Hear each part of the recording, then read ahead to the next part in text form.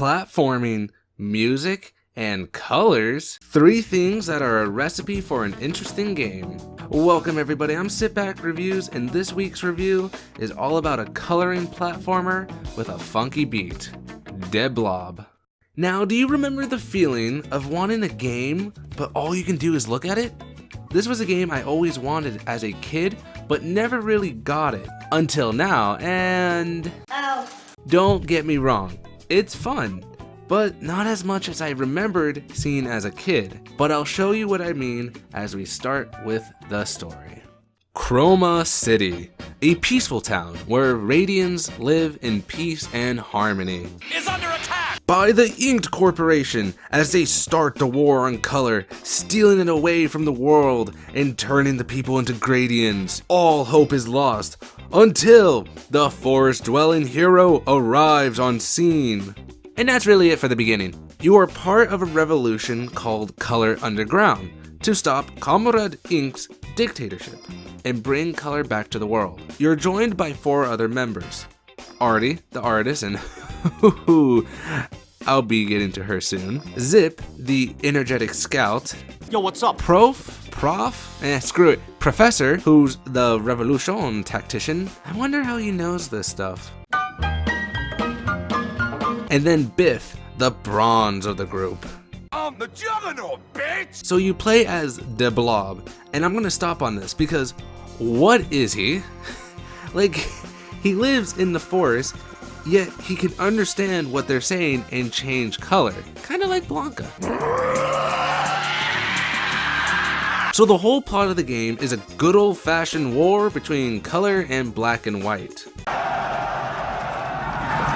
But by the time Blob has taken back Chroma City and revitalized it to its original form, Comrade Ink and his last forces retreat back to his ship, stealing the rest of the color they have, but Blob sneaks aboard, leading up to the final fight with Comrade Ink. And to his demise, the Blob wins and brings back color to the whole world again. The story is good enough to give you an idea on what's going on, but more of the plot is told through each mission. There are 10 missions in total. Wait a minute! Yes, it sounds bad, but each level is huge enough to make you want less at times. But continuing, before you start each level, you're greeted with a cutscene. These are pretty good for 2008 Wii graphics, so I applaud them. So in each cutscene, they show what the Inked are planning, and they're pretty humorous because it's kind of adorable how they act, and you can never take them seriously. But there's some dark humor with these guys, especially death. Like, most cutscenes consisted with one of these little fellas dying. Oh my goodness! But past that, there's also comic book scenes before you start each level, with a conversation with the Color Underground. These little touches are really nice, and I was pleasantly excited to see what was going to happen before each level. But there's some downsides to this game, and they are scattered in the gameplay. So your basic controls are move, jump, break, target, and slam. Each are easy to tell what they do, so we'll continue. Now, the main premise of the game is to color. Gasp!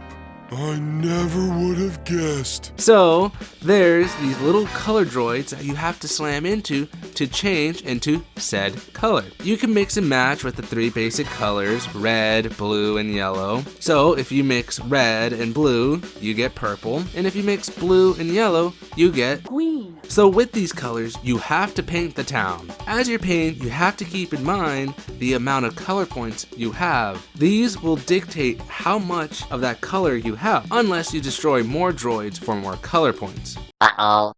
But there's another point system you have to keep in mind. Throughout the level, there are gates that won't open unless you get the amount of points needed. These can come from painting or doing side missions marked across the level. Color Underground members will need your help with tasks. So Biff will want you to slam down some Inked patrol. Zip will want you to follow flares to a higher ground. Professor will want you to take back landmarks using Inked points. And Artie will want you to color certain objects with the color she chooses. These are fun on paper, but most of the time, these are either simple, tedious, and sometimes outrageously stupid, especially Artie's missions.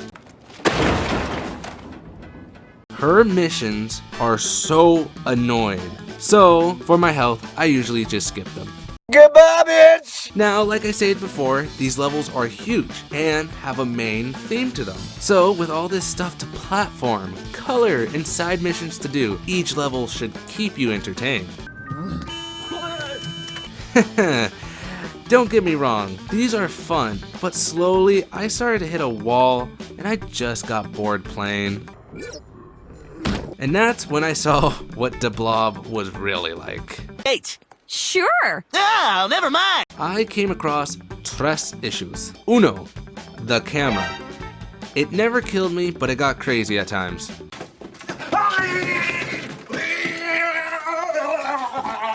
Dos would be the gameplay getting stale. After a while, jumping and coloring and just moving around just gets boring. And tres, bullshit moments. These killed me on the inside because either the controls didn't work or I got hit by an ink turret randomly. That's bullshit. This whole thing is bullshit. But past that, after beating the level, you can play 2 challenge missions, like dodging cars. Why? And then free paint that lets you color throughout the level with no timer. Oh yeah, I forgot, you're timed throughout the level, but it never really becomes a problem, so it's really irrelevant. And there's collectibles in the level, but again, they didn't seem to give me much more than a damn medal at the end. So past my gripes with the gameplay, the presentation and music is pretty good. Like I said, the majority of the game is coloring, but you can also draw here and there.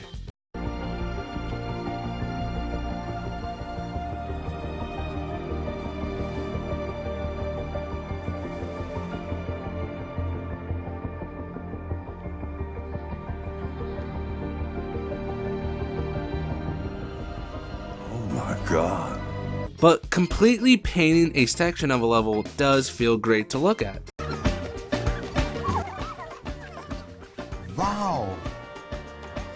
And the music is Genuinely good. How it works is, before the level, you choose what type of tune you want. The levels start with a bland sound, but as you color around, the tune will pop up with different instruments to the color you're using. And when you color a section completely, oh, the whole song will play.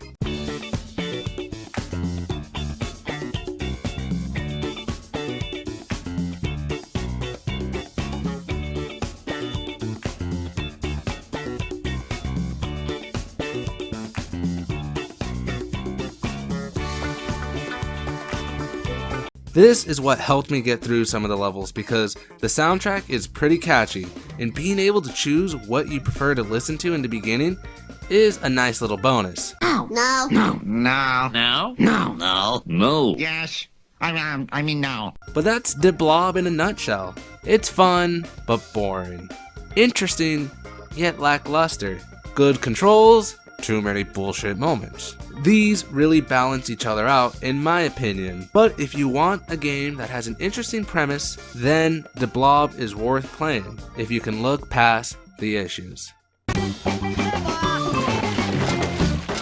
Thank you everybody for watching. I want to know in the comments below if you're a fan of the Blob and why.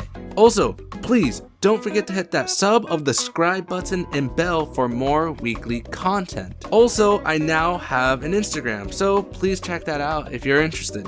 But other than that, I really need to start on that Borderlands 2 review. So, goodbye.